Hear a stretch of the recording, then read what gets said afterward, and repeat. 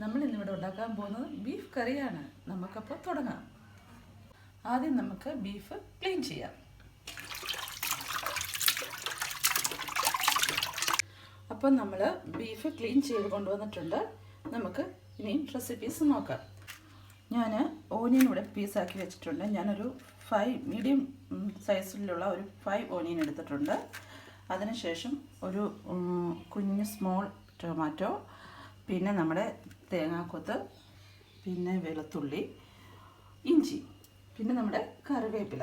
ഇതാണ് കറിവേപ്പില വേണം, വെളിച്ചെണ്ണ വേണം, നമുക്ക് കടുക് വേണം, മഞ്ഞൾപ്പൊടി വേണം, നമ്മുടെ മുളക് പൊടി വേണം.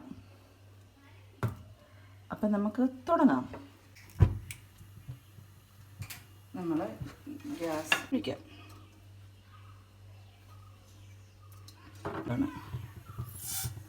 കടുക് പൊട്ടി വരുമ്പോഴോ ഞാനിതൊരു 5 ലീഫ് കറിവേപ്പില എടുത്തിട്ടുണ്ട്. അത് ഞാൻ ഗ്യാസിനടുത്ത് വയ്ക്കില്ല കേട്ടോ. അതിനുശേഷം ഞാനിവിടെ നമ്മുടെ ഓനിയൻ ഇടുവാണ്.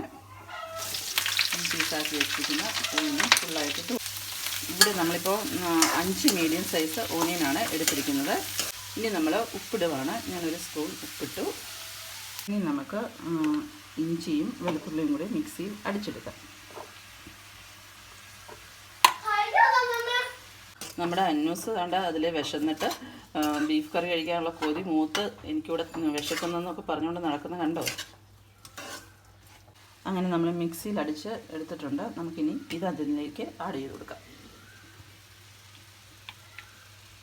നമ്മൾ അതുകൂടെ ഇതിനകത്തിട്ട് മിക്സ് ചെയ്യുകയാണ്.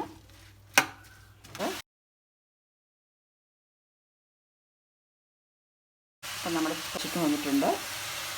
ഇതാ നമ്മുടെ സബോള ഏകദേശമൊക്കെ വഴഞ്ഞ് വരുന്നുണ്ട്. കുറച്ചുകൂടി വഴഞ്ഞു. അതുകൊണ്ട് നല്ലതായിട്ട് ഇളക്കി വഴറ്റിയെടുക്കണം. അതിൻ്റെ നമ്മൾ തേങ്ങാക്കൊത്ത് എടുത്ത് വെച്ചിരിക്കുന്നത് ചേർത്ത് കൊടുക്കാം. അപ്പോൾ ഇതെല്ലാം കൂടി നമുക്ക് മിക്സ് ചെയ്യാം. അങ്ങനെ ഇതെല്ലാം കൂടി ഇട്ട് നമുക്ക് വഴറ്റിയെടുക്കണം. നമ്മുടെ ആ ഇഞ്ചിയിലൊക്കെ ഒരു പച്ച ചുവയൊക്കെ മാറി നല്ലതായിട്ട് വഴഞ്ഞ് കിട്ടണം. ഇനി നമ്മൾ അടിച്ചു വെച്ചിരിക്കുന്ന ടൊമാറ്റോ ഇതിലേക്ക് ചേർത്ത് കൊടുക്കുകയാണ്. ഇതും കൂടി ഞാനിതിലേക്ക് മിക്സ് ചെയ്യുകയാണ്.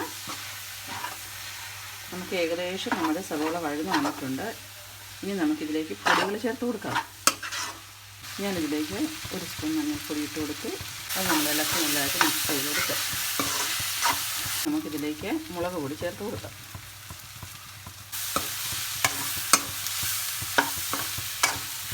ഇനി നമുക്ക് പെപ്പർ പൗഡർ, കുരുമുളക് പൊടി ഇട്ടു, മിക്സ് ചെയ്തു. മസാലപ്പൊടി ഇടുകയാണ്. ഇത് ഞാൻ വീട്ടിൽ തന്നെ പൊടിക്കുന്നതാണ് കേട്ടോ. നമ്മുടെ മസാലകളെല്ലാം മേടിച്ച് വീട്ടിൽ തന്നെ പൊടിച്ചെടുക്കുന്ന പൊടിയാണ്.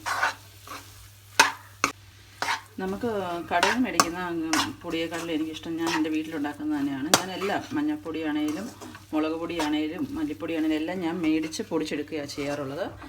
ഗരം മസാലയാണേലും ഞാൻ സാധനങ്ങൾ മേടിച്ച് പൊടിക്കുകയാണ് ചെയ്യുന്നത്. നമ്മുടെ പെരുംജീരകം, ഏലക്ക, ഗ്രാമ്പൂ, കറുവപ്പട്ട എല്ലാം കൂടെ ഇട്ട് നമ്മൾ പൊടിച്ച് വെക്കും. ആ പൊടിയാണ് നമുക്ക് ഏറ്റവും നമ്മൾ സ്വന്തമായി പൊടിച്ച് ഉപയോഗിക്കുന്നതാണ് ഏറ്റവും നല്ലത്. നമ്മുടെ ആരോഗ്യത്തിന് നല്ലത് അത് തന്നെയാണ്. നമ്മൾ മേടിക്കുന്നത് അത്ര എനിക്ക് ഇഷ്ടമല്ല. നമ്മൾ പൊടിക്കുന്നത് തന്നെയാണ് എനിക്കിഷ്ടം. ഇനി എന്താ ഇത് കറക്റ്റായി വരുന്നുണ്ട്. നമ്മുടെ എണ്ണ തെളിഞ്ഞ് വരുന്നതാണ് ഇതിൻ്റെ പരുവം. അവിടെ ഇപ്പം നല്ലതായിട്ട് എണ്ണ തെളിഞ്ഞ് വരുന്നുണ്ട്.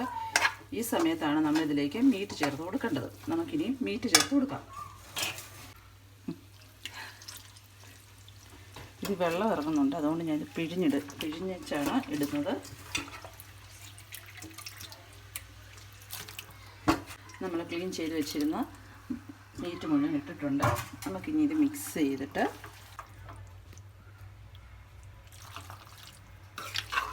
നല്ലതായിട്ട് നമ്മൾ ഇളക്കുക.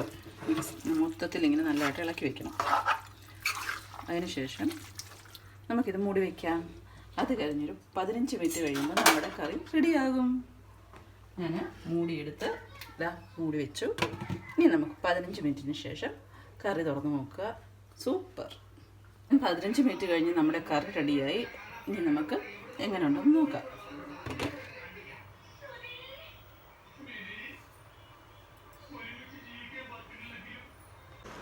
അപ്പോൾ നമുക്ക് അന്നുമോൾക്ക് ടേസ്റ്റ് ചെയ്യാൻ കൊടുക്കാം.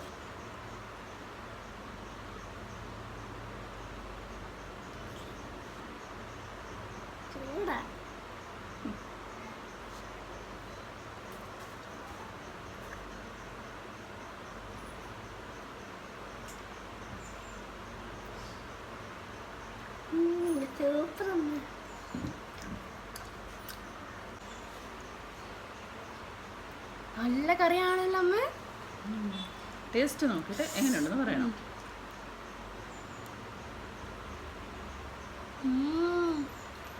സൂപ്പറാട്ടോ.